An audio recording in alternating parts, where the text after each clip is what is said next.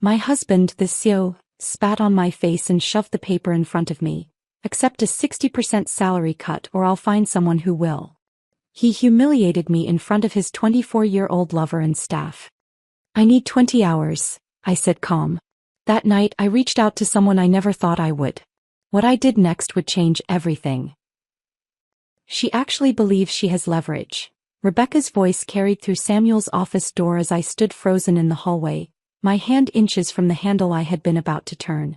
Being the mother of his children doesn't give her special status in business decisions. Samuel's laughter followed, cold and calculating in a way I had never heard before. Olivia never understood the difference between personal relationships and strategic advantage. That's why she'll never succeed without me guiding her decisions. The coffee cup in my hand began to shake as 5 years of marriage dissolved into a conversation between two people discussing my destruction with the casual tone reserved for weather forecasts. I stepped back from the door, my heels silent on the carpeted hallway that separated executive offices from the main workspace. The coffee I had brought for Samuel, his preferred afternoon blend from the shop 3 blocks away, suddenly felt like evidence of my own naivety.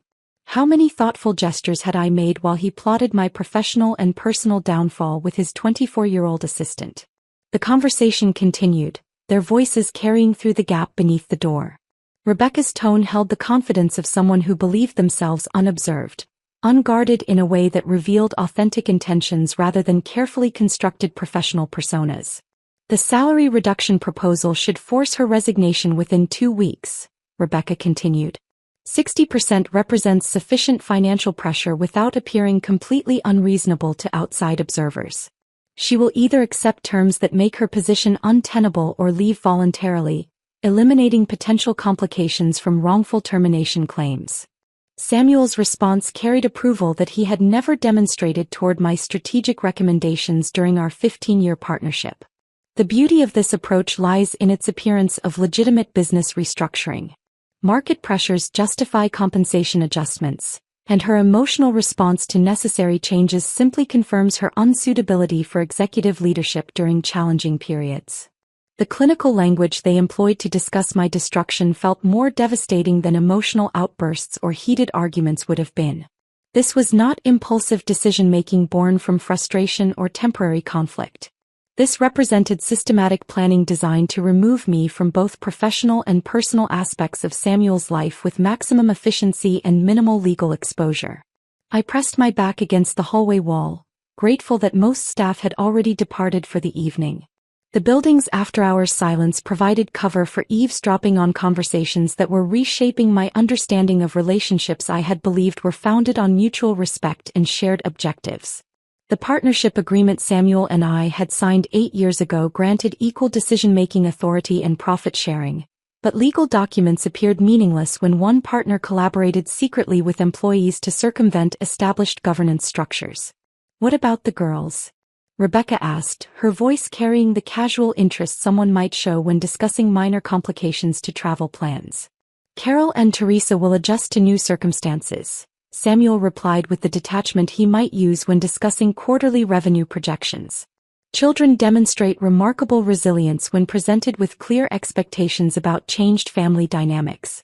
Olivia's emotional instability during this transition period will likely reinforce their understanding that stability requires different leadership approaches. The reference to my emotional instability caused my grip on the coffee cup to tighten until my knuckles appeared white against the ceramic surface. My daughter's name spoken with such casual dismissal by their father created a rage that felt different from professional betrayal or personal disappointment. This was protective fury that mothers experience when threats to their children emerge from sources that should provide safety rather than danger. I realized that Samuel's recent behavior toward Carol and Teresa had been preparation for this moment rather than temporary distraction caused by business pressures. His reduced engagement during family dinners, his mechanical responses to their achievements, and his increasing absence from school events had been calculated emotional withdrawal designed to minimize disruption when our family structure changed according to his strategic timeline. The conversation shifted to practical matters involving asset protection and custody arrangements that confirmed the comprehensive nature of their planning. Rebecca's familiarity with legal terminology and procedural requirements suggested research extending far beyond casual consideration of potential outcomes. She spoke about prenuptial agreements, business valuation methods, and parental rights with the fluency of someone who had consulted attorneys and financial advisors to optimize Samuel's position during inevitable divorce proceedings. The Henderson account transfer should be completed by Friday, Rebecca noted, referring to our company's largest client relationship that I had developed and maintained for 3 years. Once that revenue stream is secured under the subsidiary structure, her departure becomes financially viable rather than disruptive to operations. Samuel's approval carried satisfaction that felt like betrayal multiplied exponentially. The Henderson account represented not just significant revenue but validation of strategic approaches I had advocated despite his initial skepticism. My success in developing that client relationship had restored confidence in my professional capabilities after a difficult period following Teresa's birth when balancing motherhood with executive responsibilities had created temporary performance concerns. Now that same success was being weaponized to facilitate my removal from the company we had built together. The hallway suddenly felt airless despite the building's efficient ventilation system. I needed to leave before their meeting concluded and normal office activities resumed.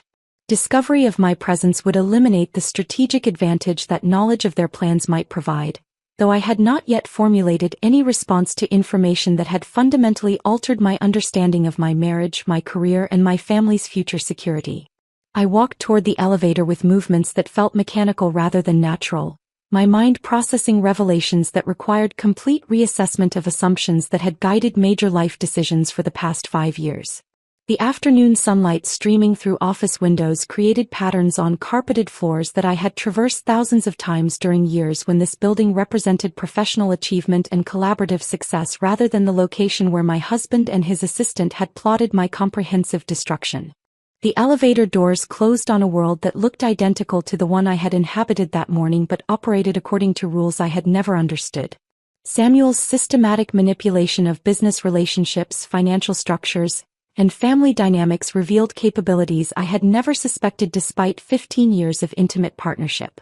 The man who shared my bed and claimed to love our daughters was simultaneously orchestrating events designed to leave me with no professional standing, no financial resources, and potentially limited access to children who represented the most important relationships in my life.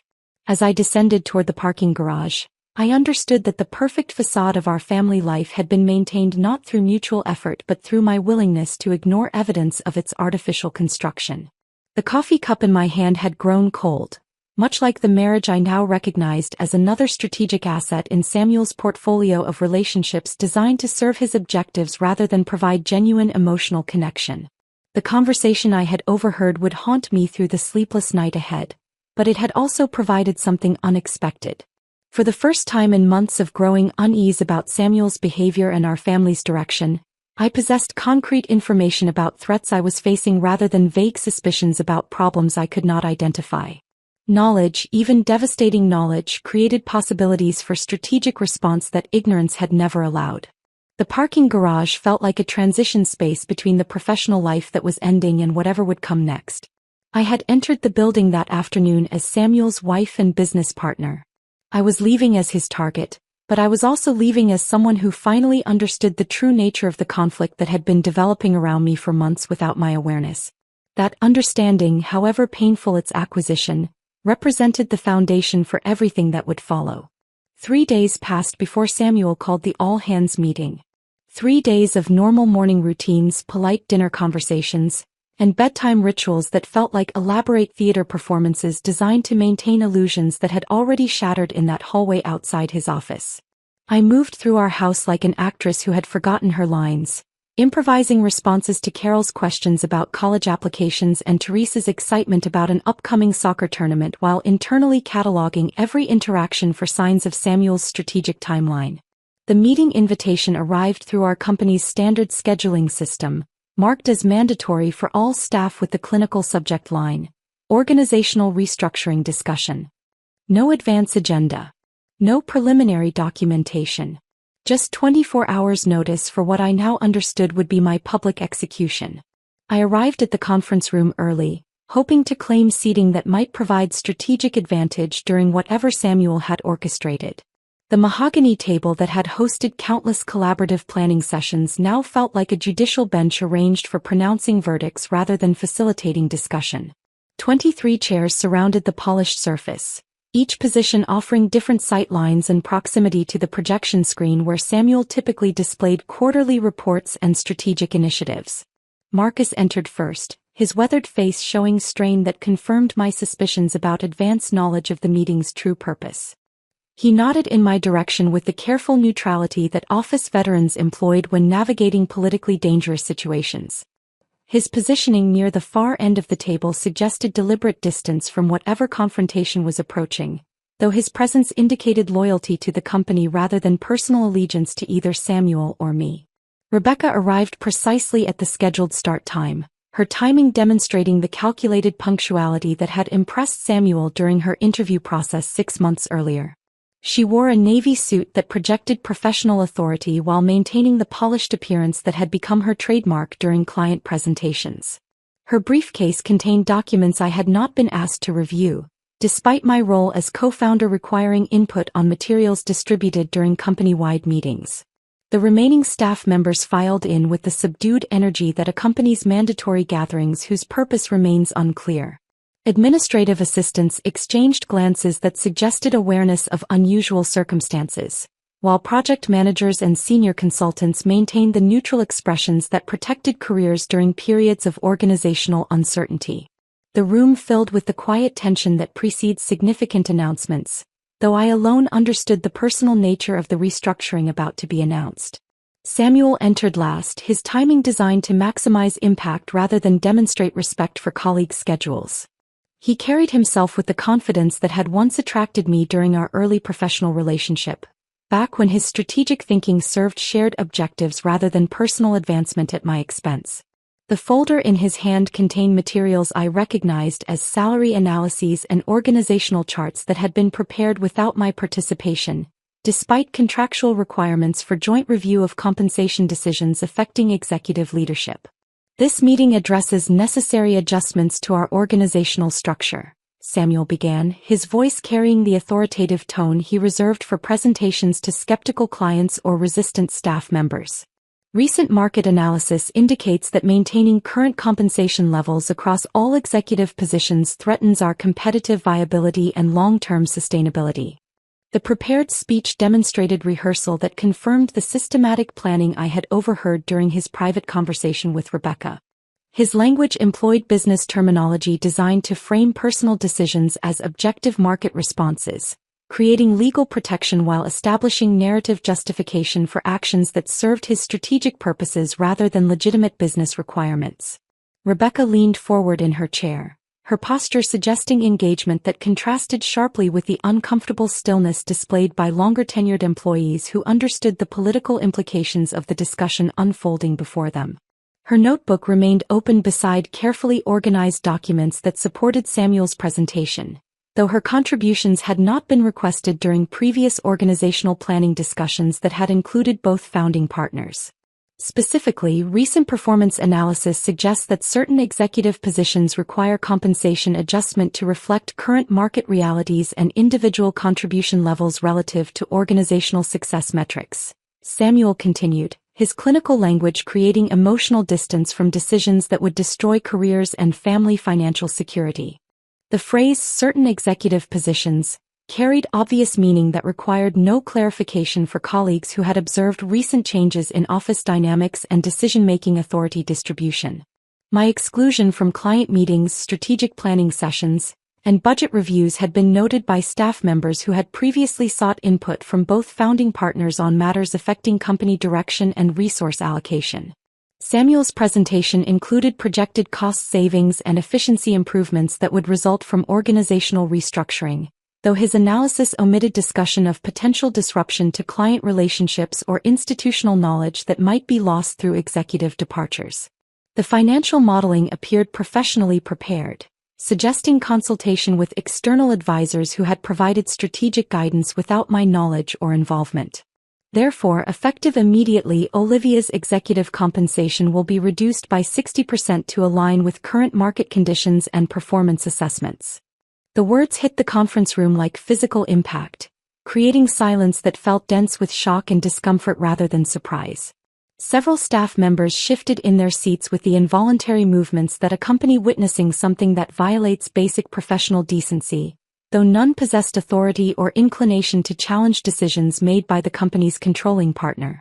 The 60% figure represented calculated precision designed to force resignation while maintaining appearance of legitimate business adjustment rather than personal vendetta. The reduction would eliminate my ability to maintain household expenses and family financial obligations, creating economic pressure that would make continued employment untenable regardless of my personal willingness to accept reduced compensation. This adjustment reflects market analysis indicating that executive compensation in our sector requires alignment with performance metrics and current economic conditions affecting consulting service demand, Samuel added, his explanation providing legal language that protected against potential discrimination claims while justifying decisions that served his strategic objectives. Rebecca's barely concealed satisfaction became visible through subtle changes in posture and facial expression that confirmed her role as architect rather than witness to the restructuring announcement. Her strategic positioning throughout the presentation demonstrated preparation that extended beyond administrative support to active collaboration in planning my professional destruction. The spit hit my cheek before conscious thought could process Samuel's movement across the conference room. The physical contact carried symbolic weight that exceeded its actual impact, representing contempt that required public demonstration rather than private expression. The moisture on my skin felt cold against the conference room's controlled climate, creating sensory memory that would persist long after the meeting concluded. "Accept the adjustment or submit your resignation," Samuel said, his voice maintaining the clinical tone that had characterized his entire presentation. "You have 20 hours to decide." 20 hours. The arbitrary timeline confirmed that my response was predetermined rather than genuinely requested, since immediate resignation would serve his purposes while negotiation or legal consultation would merely delay inevitable outcome through prolonged conflict that would damage company morale and client relationships. I stood slowly, my movements requiring conscious control to maintain dignity while 23 colleagues observed my response to public humiliation that violated every principle of professional courtesy and personal respect that had supposedly governed our marriage and business partnership. The folder containing my strategic analyses and client development materials felt heavier than usual, weighted with the realization that years of collaborative work had been transformed into evidence of my expendability. "Maybe next time you'll appreciate what you have while you still have it," Rebecca said, her voice carrying the satisfaction of someone who had anticipated this moment with malicious pleasure.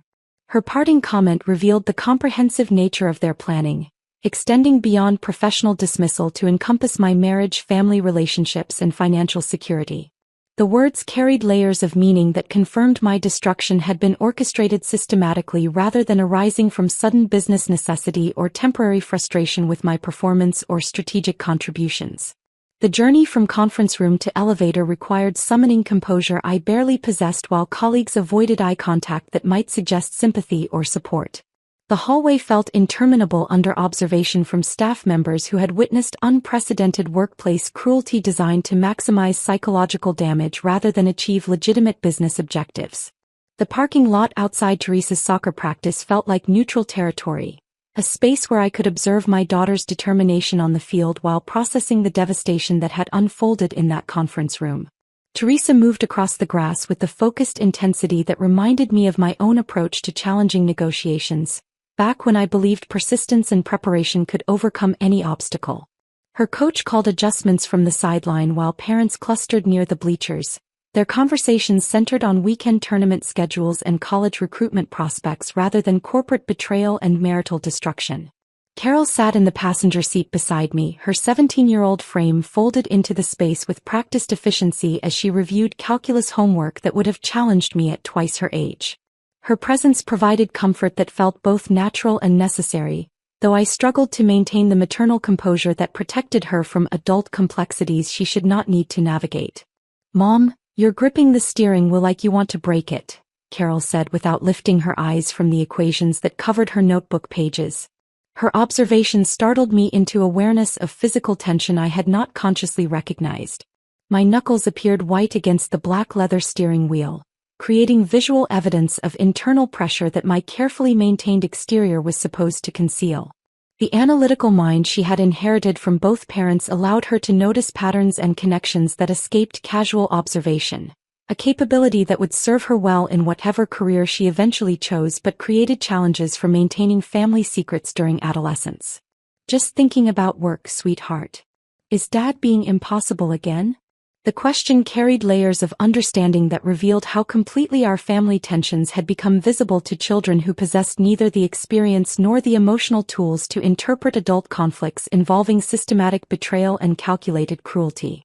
Carol's use of the word again suggested that Samuel's behavior had established recognizable patterns that extended beyond recent events to encompass months or years of treatment that had damaged family relationships. It's complicated, honey. No, Mom. It's really not. Her response carried the directness that characterized her generation's approach to problems that adults complicated through denial, rationalization, or misguided attempts to protect others from uncomfortable truths.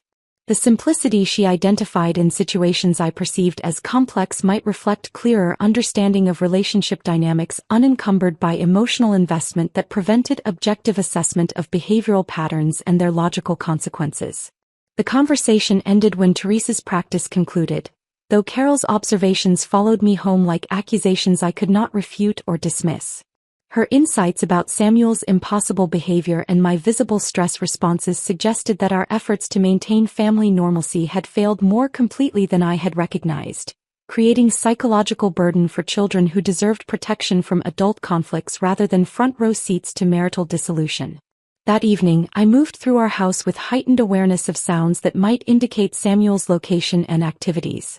The domestic routine that had once provided comfort now felt like surveillance operation requiring careful timing to avoid confrontations that might reveal knowledge I had gained through eavesdropping on private conversations.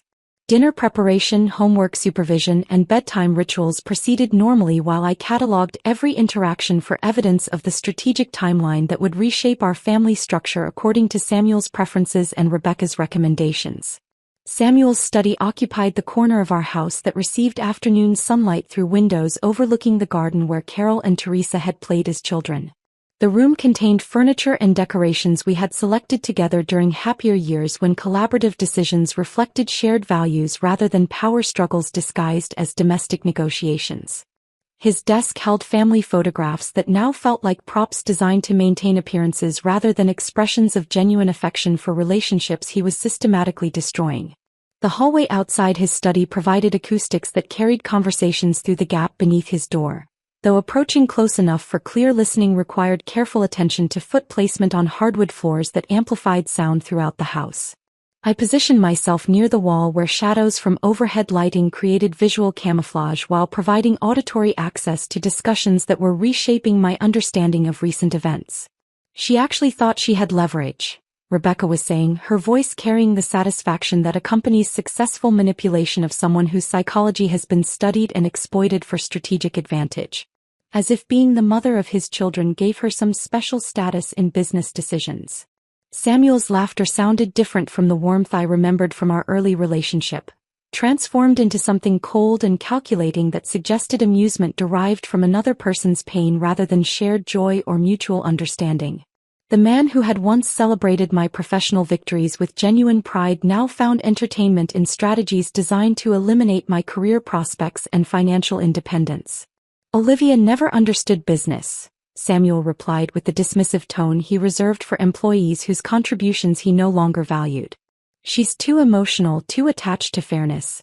That's why she'll never succeed on her own. The assessment of my character and capabilities revealed contempt that had been concealed throughout our marriage behind expressions of support and partnership that I now recognized as performance art designed to maintain domestic stability while he pursued objectives that served his individual interests rather than family welfare. Qualities I considered strengths: commitment to fairness, emotional investment in outcomes, loyalty to relationships, had been categorized as weaknesses that could be exploited for competitive advantage. Their discussion continued with details about asset protection strategies and custody arrangements that confirmed the comprehensive nature of planning that extended far beyond professional dismissal to encompass complete restructuring of our family's legal and financial foundation. Rebecca's familiarity with divorce proceedings and child custody regulations suggested research that had been conducted over months rather than weeks, indicating systematic preparation for outcomes she had helped orchestrate through strategic manipulation of Samuel's decision-making process. Sleep became impossible that night. Instead, I found myself in our home office reviewing financial documents that had been relegated to filing cabinets since Samuel had assumed primary responsibility for business record-keeping 18 months earlier. The transition from shared bookkeeping to his exclusive management had been presented as efficiency improvement that would allow me to focus on client development and strategic planning, though I now understood it as systematic exclusion from information that would have revealed his gradual theft of assets we had built together. The Henderson account files revealed the extent of deception that had supported his narrative about market pressures requiring organizational restructuring and compensation adjustments. Client correspondence showed increasing satisfaction with service quality and strategic guidance, contradicting claims about performance problems that justified reduced executive compensation. Revenue reports indicated consistent growth rather than the financial stress that would necessitate salary reductions for founding partners who had developed and maintained profitable client relationships. The discovery that every salary reduction had coincided with increases in Samuel's personal compensation eliminated any possibility that his actions reflected legitimate business necessity rather than calculated wealth transfer designed to strengthen his financial position while weakening mine. Bank statements revealed systematic movement of company funds to accounts where my signature authority had been quietly removed, creating legal structures that would leave me with no access to assets despite equal contribution to business development and client acquisition. Marcus had been leaving subtle signals about document irregularities for weeks, though his warnings had been delivered through careful language designed to protect him from retaliation while providing information that might alert me to problems requiring investigation. His weathered face had shown increasing strain during office interactions, suggesting internal conflict between loyalty to colleagues and fear of consequences that challenging Samuel's authority might produce for his own job security and financial stability. The coffee shop meeting occurred 2 days later, arranged through coded text messages that reflected our mutual understanding of surveillance risks associated with any communication that might contradict Samuel's narrative about business operations and personnel decisions. Marcus arrived 15 minutes early, claiming a corner table that provided visual privacy while maintaining public setting that discouraged recording devices or aggressive confrontation if our conversation was discovered. His hands shook as he produced photocopies of transfer agreements and asset valuations that documented the systematic removal of my ownership interest from companies we had established as equal partners. The evidence confirmed suspicions that had been growing through months of gradual exclusion from strategic discussions and financial oversight. But seeing documented proof of systematic theft created emotional impact that speculation had not prepared me to handle. Marcus slid the final document across the coffee shop table with the careful precision of someone handling evidence that could destroy careers. The asset valuation report bore Samuel's signature alongside Rebecca's witness mark, confirming their collaboration extended beyond casual workplace interaction to deliberate conspiracy involving legal documentation that eliminated my ownership interest in companies bearing my name on founding articles of incorporation. The coffee between us had grown cold during our 2-hour examination of systematic theft disguised as legitimate business restructuring. "I should have acted sooner," Marcus said, his weathered hands folding the papers with movements that suggested years of handling sensitive documents while navigating political dangers inherent in corporate environments where challenging authority produced swift retaliation. But Samuel made it clear that anyone who interfered would find themselves looking for new employment without favorable references. His admission revealed the workplace intimidation that had prevented colleagues from providing warnings that might have allowed earlier intervention or strategic response to threats I had been too trusting to recognize independently. The fear in his voice reflected genuine understanding of Samuel's capacity for professional destruction, capabilities he had apparently been refining through practice on employees who possessed less legal protection than founding partners with contractual rights to company assets and decision-making authority. That evening, I sat in my car outside our house for 30 minutes before summoning courage to enter spaces that no longer felt like home but rather like enemy territory, where every conversation might be monitored and every action could be reported to Samuel through household surveillance I had never previously considered necessary to detect or prevent.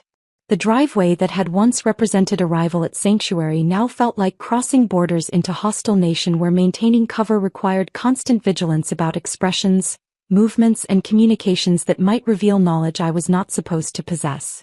The business card had been in my wallet for 6 months, acquired during a professional networking event where Clarence Hartwell's reputation for aggressive corporate acquisitions had made him someone worth knowing rather than someone whose services I expected to require.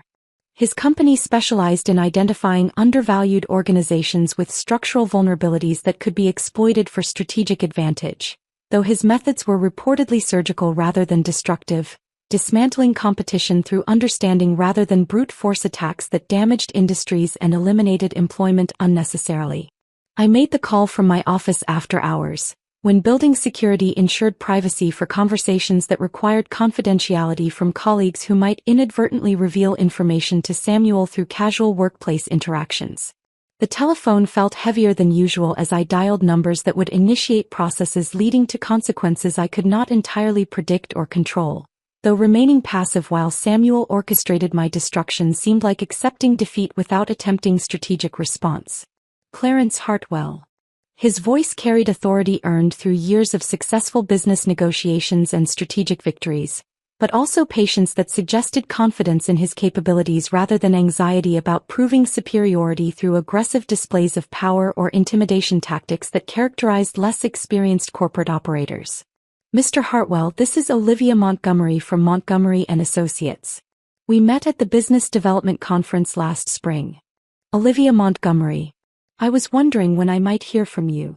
The immediate recognition of my name suggested surveillance of Samuel's company that extended beyond casual market observation to detailed intelligence gathering about internal operations and personnel vulnerabilities that could be exploited for competitive advantage. His expectation of eventual contact from me implied understanding of psychological pressures that Samuel's management style created among senior staff, along with recognition that systematic exclusion of founding partners typically produced rebellion or defection that created opportunities for external intervention. I believe we should discuss certain business opportunities that might interest your organization. I assumed you might. Would you prefer to meet in person rather than discussing sensitive matters over telephone communications that could be monitored or recorded? His suggestion reflected professional caution appropriate for conversations involving potential corporate espionage or competitive intelligence sharing that could create legal complications if discovered by target organizations or regulatory authorities responsible for preventing anti-competitive business practices through coordinated market manipulation or unfair trade advantages. We arranged to meet the following evening at Meridian, an upscale downtown restaurant that provided public visibility, discouraging surveillance devices while maintaining sufficient privacy for sensitive discussions about corporate vulnerabilities and strategic intelligence that required confidential handling to protect both parties from potential legal exposure or professional retaliation. I arrived 15 minutes early, claiming a corner table that offered visual observation of other patrons while providing acoustic separation from conversations that might be overheard by individuals with connections to Samuel's business network or professional associations. The restaurant attracted corporate executives and legal professionals who conducted business discussions requiring discretion, creating ambient noise that would mask conversations involving sensitive topics or confidential information. Clarence entered precisely at the scheduled time, his punctuality demonstrating respect for appointments while suggesting operational efficiency that characterized successful business leaders who valued time as strategic resource rather than commodity that could be wasted through casual scheduling or inadequate preparation for important meetings. His appearance contradicted expectations based on his aggressive reputation for corporate acquisitions and competitive destruction of business opponents who challenged his organization's market expansion or strategic objectives. Rather than displaying bombastic personality requiring constant validation through demonstrations of power or authority, he projected quiet confidence that came from consistent victory earned through superior strategic thinking rather than intimidation tactics or financial resources alone.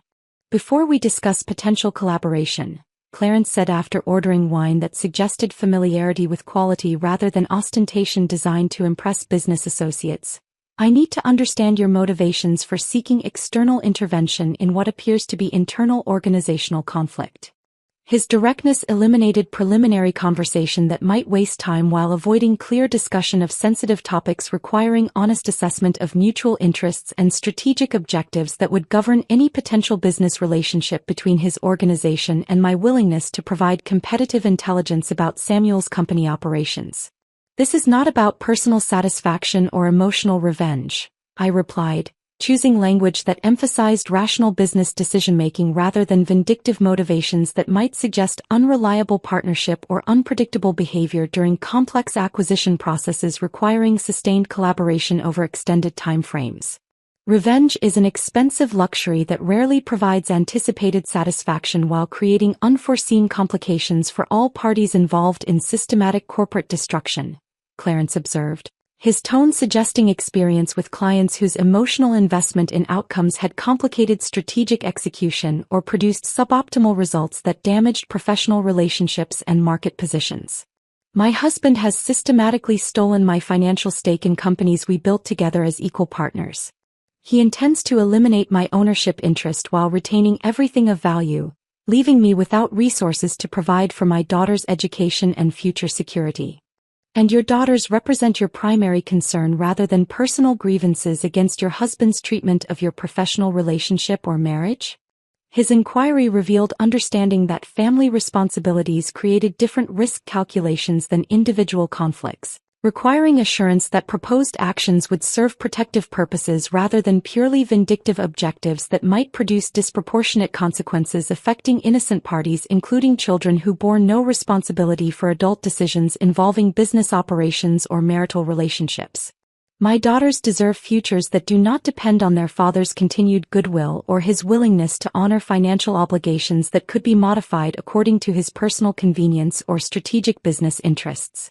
Clarence studied my face for several moments, his assessment apparently confirming sincerity of motivations while evaluating potential risks associated with collaboration involving emotionally complicated family dynamics that could affect strategic decision-making during acquisition processes requiring sustained focus on business objectives rather than personal considerations. What specific intelligence can you provide about your husband's business operations, financial vulnerabilities, client relationships, and strategic weaknesses that would facilitate systematic acquisition of company assets while minimizing unnecessary disruption to profitable operations or valuable personnel? The question initiated negotiations that would transform my role from victim of Samuel's betrayal to strategic architect of comprehensive corporate destruction designed to protect my family's financial security through methods I had never previously considered morally acceptable but now recognized as necessary for survival in circumstances where traditional conflict resolution had been eliminated through Samuel's systematic deception and theft. The intelligence I provided to Clarence encompassed 5 years of intimate knowledge about Samuel's business operations, extending far beyond simple financial data to include psychological insights about decision-making patterns that would allow strategic manipulation of his responses to external pressures. I detailed which business divisions generated actual profit versus those maintained primarily for tax advantages, providing targeting information that would maximize acquisition efficiency while minimizing unnecessary expense or operational complexity during the takeover process. My understanding of seasonal cash flow patterns and the personal relationships that held key partnerships together represented intelligence unavailable through external market research, giving Clarence access to pressure points that could destabilize Samuel's entire business structure through coordinated attacks on vulnerable revenue streams during periods when financial reserves would be stretched thinnest. Most significantly, my insights into Samuel's pride and tendency to underestimate opposition created opportunities for psychological warfare that could force tactical errors leading to strategic collapse. His pattern of dismissing threats until they became overwhelming would work against him when facing sophisticated corporate acquisition strategies designed to appear coincidental rather than coordinated. Clarence's proposal required detailed intelligence and strategic guidance throughout the acquisition process, acknowledging that successful corporate destruction demanded ongoing collaboration rather than simple information transfer followed by independent action. The finder's fee of $800,000 plus a senior executive position represented financial security exceeding anything I had achieved during my partnership with Samuel, transforming my family's economic prospects while providing professional advancement beyond what traditional divorce proceedings might secure. His warning that Samuel would lose everything associated with the company forced me to confront the comprehensive nature of the revenge I was contemplating. Reputation, financial standing, professional relationships would all be eliminated through systematic business collapse rather than simple competitive defeat or temporary setback that might allow eventual recovery. Are you prepared for those consequences? Clarence asked, his tone suggesting experience with clients whose emotional investment in outcomes had complicated strategic execution through second thoughts or moral qualms that emerged during implementation phases. I am prepared for my daughters to have a future that does not depend on their father's continued goodwill. The contract signing occurred that night, transforming my role from victim seeking fair treatment to strategic architect of total corporate annihilation. The legal documents established parameters for collaboration that crossed moral boundaries I had never previously considered while justifying these actions through concern for my daughter's future security and independence from Samuel's manipulative control over family resources. The campaign began the following Monday with elegant sophistication that showcased corporate warfare at its most refined level. Clarence's approach leveraged Samuel's own aggressive expansion strategy to create vulnerabilities that could be exploited with surgical precision rather than obvious external attack that might generate sympathy or legal protection for the target organization. Samuel had financed growth through a complex web of leveraged agreements and client advances that remained profitable as long as cash flow maintained steady patterns, but created dangerous exposure to any disruption in the payment cycle that might cascade through interconnected financial obligations. This structure represented exactly the kind of strategic overextension that Clarence's organization specialized in identifying and exploiting for competitive advantage. The identification of 3 major clients with early termination clauses required intelligence about contract specifics that only internal company knowledge could provide, demonstrating the value of my collaboration while maintaining plausible deniability about the source of Clarence's strategic insights. Morrison Industries, Henderson Group, and Pacific Consulting each maintained contracts containing exit mechanisms that could be triggered through legitimate business concerns rather than coordinated sabotage that might create legal exposure. The timing coordination necessary to activate simultaneous contract terminations revealed planning sophistication that transformed individual client dissatisfaction into systematic business collapse through strategic orchestration rather than coincidental market forces that might be explained through general economic conditions or industry-wide trends affecting consulting service demand. Morrison Industries terminated their annual consulting contract on Tuesday morning, citing concerns about service quality that reflected legitimate frustrations with Samuel's increasingly erratic management style and his delegation of account oversight to Rebecca despite her limited experience with complex client relationships requiring institutional knowledge and strategic continuity. Henderson Group followed on Thursday with contract cancellation that referenced their need for fresh strategic perspective that could not be provided by existing consulting arrangements, though the real motivation involved Clarence's careful cultivation of relationships within their executive leadership team through social connections and professional networking that had created receptivity to alternative service providers. Pacific Consulting completed the coordinated withdrawal on Friday, eliminating 3 major revenue streams within a single week while maintaining the appearance of independent business decisions rather than orchestrated attack on Samuel's financial foundation. The timing created maximum psychological impact while establishing cash flow disruption that would force immediate crisis management responses. Samuel's initial reaction followed predictable patterns that confirmed my psychological assessment of his character and strategic thinking capabilities. Rather than analyzing actual vulnerabilities that had made coordinated client departures possible, he immediately blamed me despite my complete lack of access to client relationships or company operations since the conference room confrontation. "You orchestrated this," he accused during a phone call that evening, his voice carrying paranoia that accompanied systematic deception and projecting his own capacity for manipulation onto others while missing actual threats to his business stability. Rebecca's enthusiastic support for theories about my sabotage revealed her investment in maintaining Samuel's focus on imaginary enemies rather than addressing real vulnerabilities that their management decisions had created within the company structure.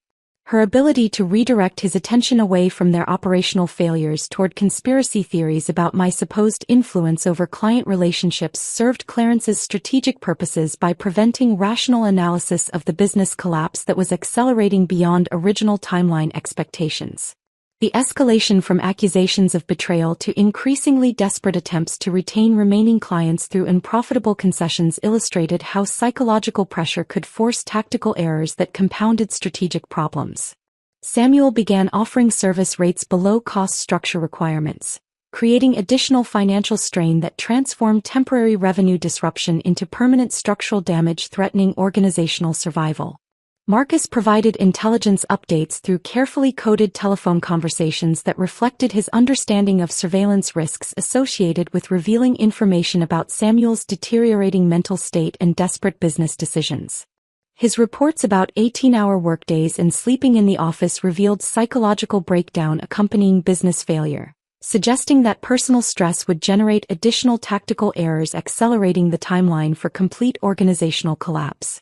The observation that Rebecca had stopped attending client meetings indicated her recognition that association with failing leadership could damage her professional reputation, creating opportunities for intelligence gathering as she distanced herself from Samuel's increasingly erratic decision-making while positioning herself for career advancement through alternative employment opportunities that would not be affected by his business failure.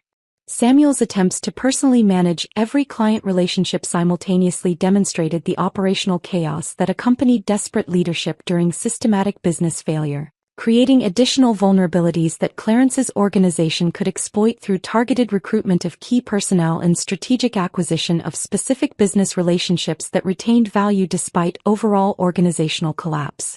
The campaign's mathematical precision transformed individual business relationships into coordinated weapons for systematic destruction, revealing how internal knowledge of customer service failures and unmet expectations could be weaponized for strategic advantage through careful timing and external pressure applied through Clarence's extensive professional network and competitive intelligence capabilities. By the end of the second week, Samuel had borrowed against company assets to maintain cash flow during client departures, putting the entire organization at risk through financial decisions that reflected desperation rather than strategic thinking. The structural damage would threaten organizational survival regardless of whether departed clients eventually returned, ensuring that temporary disruption would produce permanent consequences that served Clarence's acquisition objectives while providing the comprehensive destruction I required to protect my family's future independence from Samuel's manipulative control. The third week of Clarence's systematic campaign brought changes to our household that I struggled to conceal from Carol and Teresa. My late-night phone calls with intelligence updates and strategic planning sessions required careful timing to avoid detection by daughters whose sleep schedules had become increasingly irregular as family tension created anxiety that manifested in restless nights and early morning wandering through our house.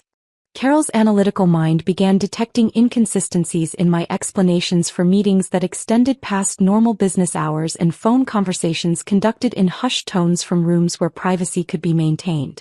Her 17-year-old understanding of adult behavior patterns allowed her to recognize that my activities had shifted beyond routine work responsibilities to something requiring secrecy that contradicted the transparency I had always emphasized as fundamental to family relationships. "Mom, why are you whispering when you talk to clients?" she asked one morning while preparing breakfast, her direct question carrying the weight of accumulated observations rather than casual curiosity about my professional activities. The question forced me to confront the growing distance my collaboration with Clarence was creating between my daughters and me precisely when family unity would become most critical for navigating divorce proceedings and custody arrangements that would follow Samuel's business collapse. The necessity of protecting them from adult complexities involving strategic deception and corporate warfare required emotional barriers that felt like betrayal of maternal instincts demanding honesty and shared trust during family crisis. "Some business discussions require confidentiality to protect client interests," I replied, the half-truth tasting bitter as it left my mouth. Carol's expression suggested skepticism that reflected her growing awareness that adult explanations often concealed rather than clarified situations that directly affected her life and future security. Her retreat to silence indicated not acceptance but strategic withdrawal from conversations that would not produce truthful answers regardless of her persistence or emotional investment in understanding family dynamics that were reshaping her world without her knowledge or consent. Teresa's response to household tension manifested differently, through increasing withdrawal from family activities that had previously provided structure and connection during difficult periods. Her 14-year-old intuition detected approaching changes without possessing context for interpreting the emotional undercurrents that accompanied strategic planning sessions and covert intelligence gathering operations that occupied my attention during hours formerly devoted to homework supervision and casual conversation about school friendships and soccer achievements. She began spending more time in her room with headphones and homework that served as legitimate excuses for avoiding family interactions that felt unpredictable and emotionally dangerous. Her requests for permission to stay late at friends' houses increased as our home environment became less comfortable than social situations that provided normalcy unavailable within our increasingly tense domestic atmosphere. The irony that protecting my daughter's financial future required emotional distance from them during the campaign created internal conflict about whether strategic thinking truly served family interests or undermined the relationships I claimed to be defending through my alliance with Clarence. The calculated deception necessary for successful corporate warfare conflicted with maternal values emphasizing authentic communication and shared decision-making that had governed our family relationships during happier periods before Samuel's betrayal had necessitated strategic response beyond traditional conflict resolution methods. My psychological transformation during these weeks felt both necessary and disturbing, requiring capabilities I had never known I possessed while challenging fundamental assumptions about my character and moral boundaries. Late-night planning sessions with detailed client analysis and vulnerability assessment resembled military campaigns rather than business negotiations, forcing acknowledgement that I could coldly calculate human costs when my family's security faced genuine threats requiring decisive action. The satisfaction I experienced watching Samuel's growing desperation through Marcus's intelligence reports conflicted with moral training that had emphasized compromise and conflict resolution over total victory achieved through systematic deception and strategic manipulation. The woman who had once believed that fairness and direct communication could resolve any conflict was becoming someone capable of orchestrating another person's complete professional and financial annihilation without experiencing guilt proportionate to the destruction being systematically implemented. Samuel's deteriorating mental state became visible through changes in his physical appearance and behavior patterns that affected his interactions with Carol and Teresa in ways that complicated my strategic objectives while providing additional justification for protective actions designed to eliminate his influence over our family's future security and emotional stability.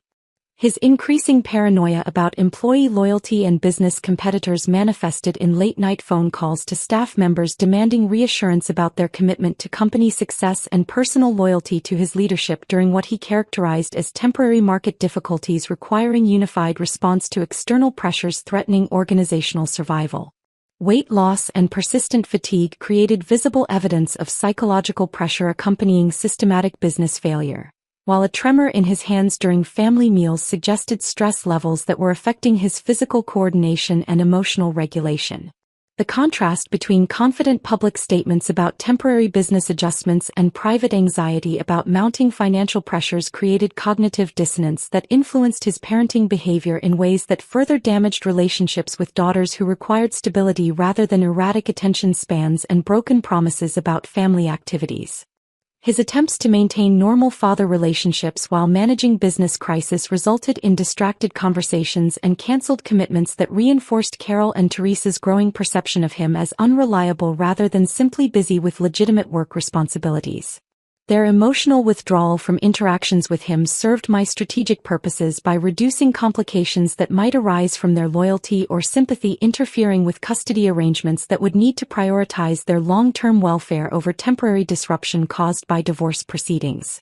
Rebecca's strategic withdrawal added unexpected complications to the campaign timeline while providing additional intelligence about the comprehensive nature of betrayals that extended beyond Samuel's treatment of me to encompass systematic deception affecting multiple relationships and professional obligations. Her reduced presence at company meetings and social events suggested recognition that association with failing leadership could damage her professional reputation, leading to positioning for alternative career opportunities that would not be affected by organizational collapse. Marcus reported that Rebecca had begun systematically removing personal items from her office while canceling joint client presentations that would have required her continued association with Samuel's increasingly desperate attempts to maintain business relationships through personal appeals and financial concessions that eliminated profitability margins necessary for organizational sustainability. The discovery that Rebecca had been networking with competing firms while maintaining her position as Samuel's assistant revealed strategic planning capabilities that matched my own collaboration with Clarence, creating parallel betrayals that compounded Samuel's business and personal isolation while raising questions about whether her original manipulation had served individual career advancement or represented coordination with external forces seeking to acquire or destroy our company through systematic internal sabotage.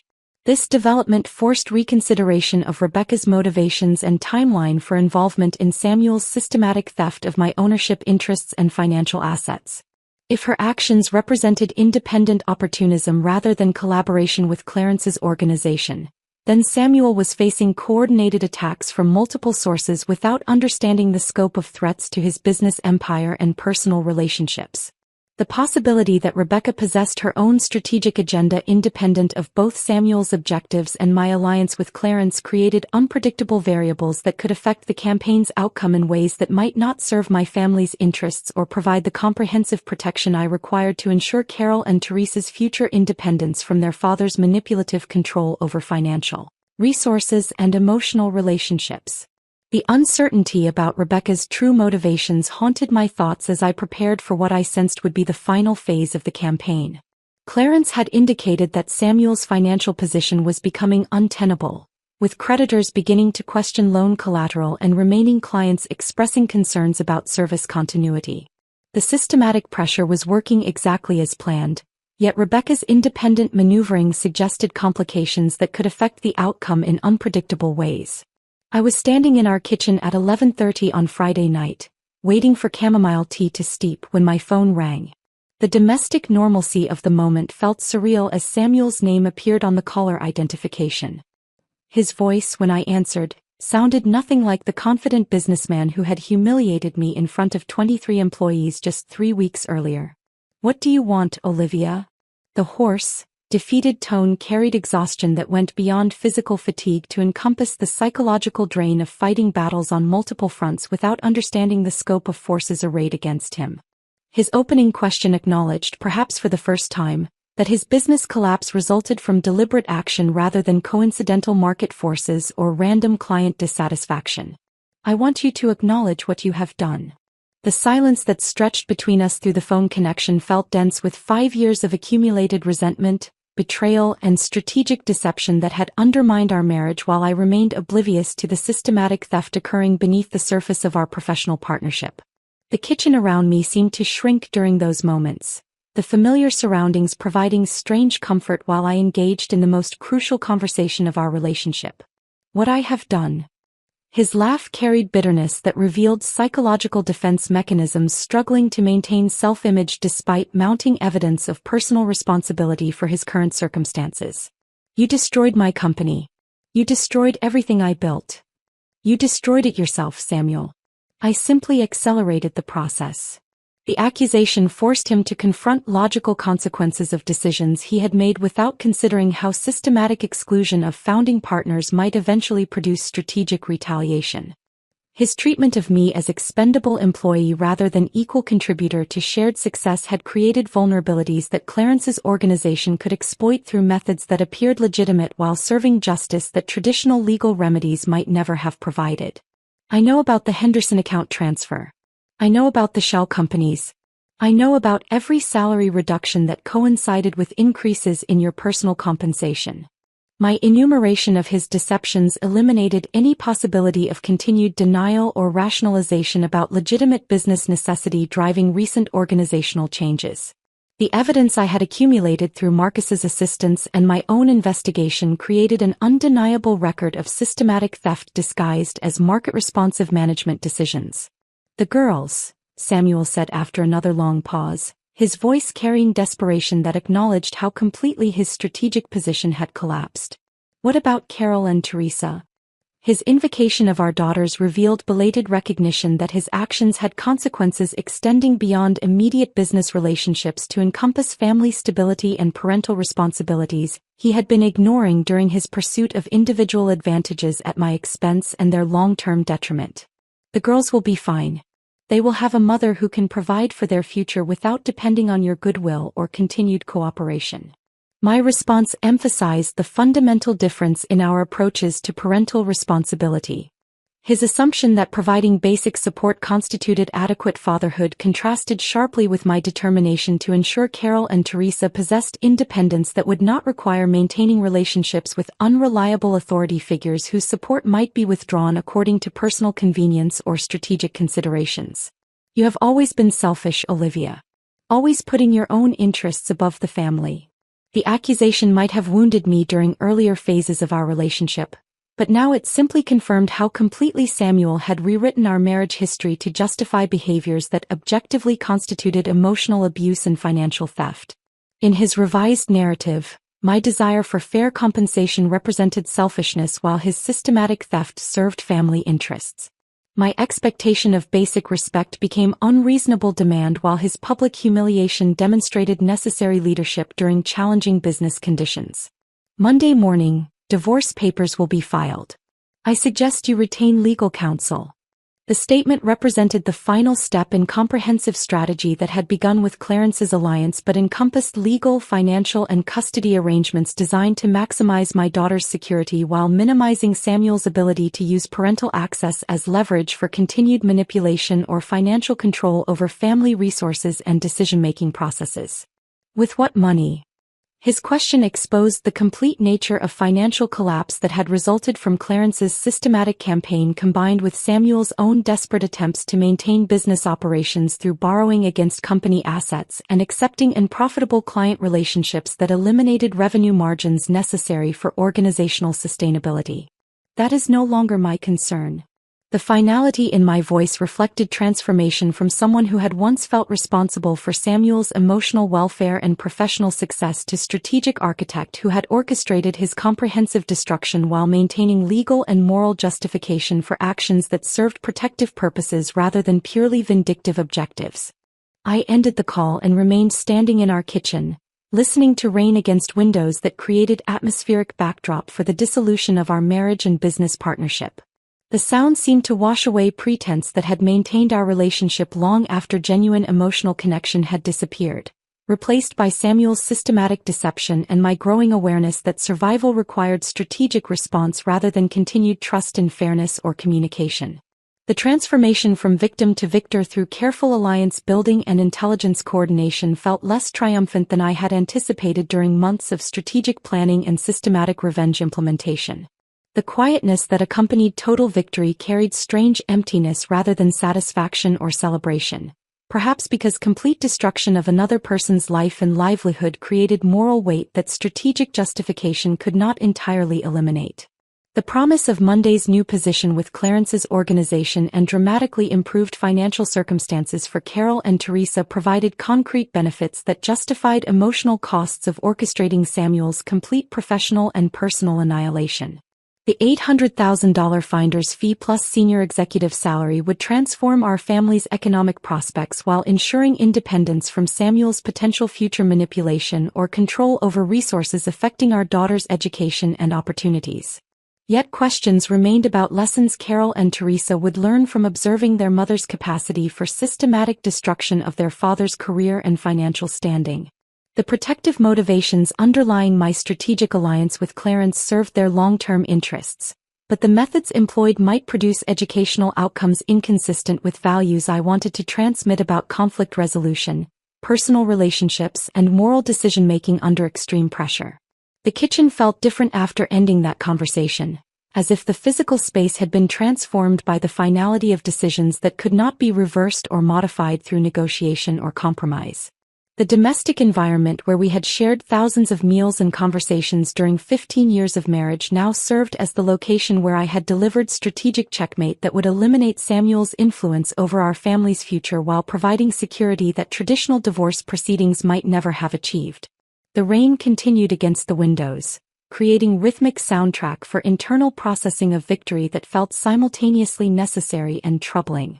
The woman who had once believed that fairness and direct communication could resolve any conflict had become someone capable of orchestrating another person's complete destruction through systematic deception and strategic manipulation, crossing moral boundaries that previous versions of myself would have considered unacceptable regardless of provocation or justification. The rain stopped sometime before dawn, leaving the city washed clean and gleaming under morning sunlight that felt like a fresh beginning. I dressed carefully for my first day at Clarence's organization, choosing a navy suit that projected authority while maintaining the professional competence that had impressed him during our initial negotiations.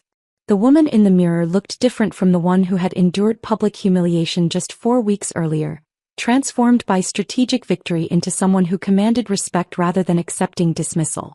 Clarence's downtown headquarters occupied 30 floors of a glass tower that reflected the city's business district with architectural elegance that spoke to sustained success rather than temporary achievement. The executive parking space assigned to me carried my name on a brass nameplate that represented tangible recognition of professional value after years of systematic devaluation designed to undermine my confidence and strategic capabilities. The corner office exceeded anything I had possessed during my partnership with Samuel, featuring floor-to-ceiling windows that provided panoramic views of the financial district where major decisions affected thousands of careers and millions of dollars in economic activity. The furnishings reflected contemporary design principles that emphasized functionality without sacrificing aesthetic appeal, creating an environment conducive to strategic thinking and client relationship management that would utilize skills Samuel had claimed I lacked. My new colleagues treated me with deference that acknowledged strategic intelligence and business expertise rather than viewing me as expendable overhead to be eliminated when convenient for management objectives or personal advancement. The orientation process introduced me to acquisition specialists and market analysts who recognized my contributions to successful corporate campaigns and understood the value of insider knowledge about target organizations and competitive vulnerabilities. The irony that my salary now exceeded Samuel's peak earnings during our marriage created satisfaction tempered by recognition that financial success achieved through orchestrating another person's destruction carried different emotional weight than advancement earned through traditional professional merit and collaborative achievement. The six-figure compensation package provided security that transformed my daughter's educational prospects while demonstrating capabilities that had been systematically suppressed rather than objectively evaluated during our business partnership. Carol adapted to our changed circumstances with analytical pragmatism that reflected her intellectual maturity and understanding that major family transitions required strategic thinking rather than emotional resistance to inevitable adjustments affecting living arrangements and financial planning.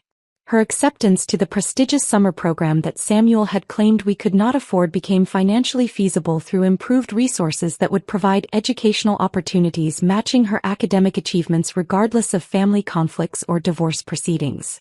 "Mom, this feels different," she observed during our first week in the new neighborhood, her 17-year-old perspective recognizing stability that contrasted with months of tension and uncertainty that had characterized our household dynamics while Samuel's systematic betrayal had been developing beyond my awareness or understanding.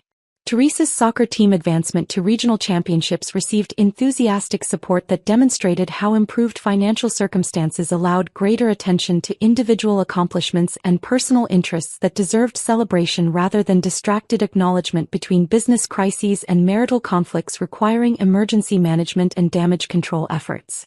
Both girls demonstrated resilience that suggested they understood these changes represented permanent improvement rather than temporary upheaval that might be reversed through reconciliation or compromise that would restore previous living arrangements without addressing underlying problems that had created chronic family tension and emotional instability affecting their academic performance and social development.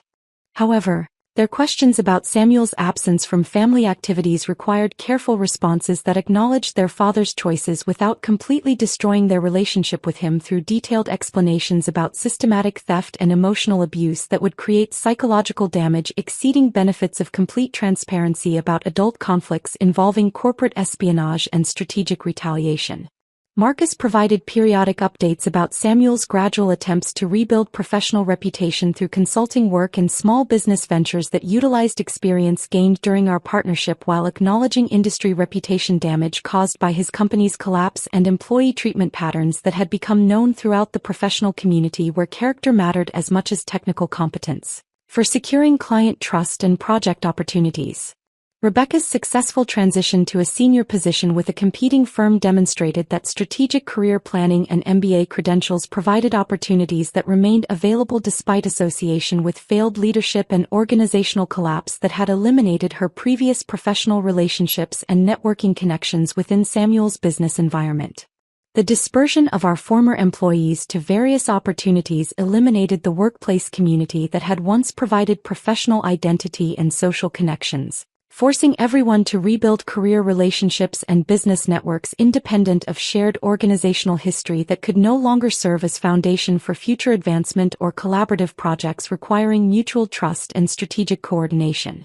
Samuel's financial recovery would require years of credit rehabilitation and reputation building that might never fully restore his previous professional standing within industry circles, where his treatment of founding partners and systematic deception had become cautionary tales about ethical boundaries and long-term consequences of prioritizing individual advancement over collaborative relationships and organizational integrity.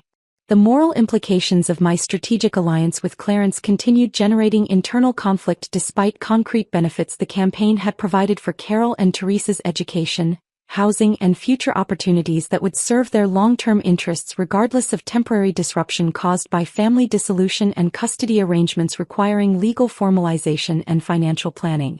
The efficiency with which I had adapted to coordinating corporate espionage and systematic business destruction suggested psychological capabilities I had never recognized within myself, creating uncertainty about moral boundaries I might cross if future circumstances threatened my family's security or professional interests requiring strategic response beyond traditional negotiation and compromise through communication and mutual understanding. The satisfaction of achieving financial independence and professional advancement through strategic thinking rather than conventional career development demonstrated personal strength while highlighting how completely I had abandoned earlier beliefs about fairness and conflict resolution through honest discussion and collaborative problem-solving that assumed good faith participation from all parties involved in relationship challenges. The foundation of what we were becoming included knowledge about my capacity for comprehensive revenge that would influence all future relationships and conflicts, requiring assessment of strategic options versus emotional responses to perceived threats or professional challenges that might affect family welfare or personal advancement within competitive business environments. The city beyond my office windows continued its daily rhythm of commerce and ambition, indifferent to individual stories of betrayal and retaliation that had reshaped 3 lives while providing lessons about power, deception, and consequences that would inform decision-making processes for decades ahead. The rain that had washed away traces of what we had been left clean foundations for whatever we would choose to build from the dissolution of trust that had once seemed permanent but proved as fragile as the marriage vows and business partnerships that had been systematically dismantled through strategic intelligence and coordinated pressure designed to protect rather than destroy, though the distinction between those objectives had become less clear with each tactical victory in a campaign that had succeeded beyond original expectations while raising questions about proportionality and moral boundaries that would require ongoing evaluation as normal life resumed. If this story of strategic revenge kept you engaged throughout Olivia's transformation, please show your support by liking this content right now. The most compelling moment for me was when Olivia overheard Samuel and Rebecca's conversation in the hallway, revealing the systematic nature of their betrayal. Which scene resonated most strongly with your own sense of justice? Share your thoughts in the comments section below. To access more complex stories exploring themes of corporate betrayal, strategic thinking, and family protection, subscribe to our channel and activate notification preferences to receive immediate updates when new content becomes available.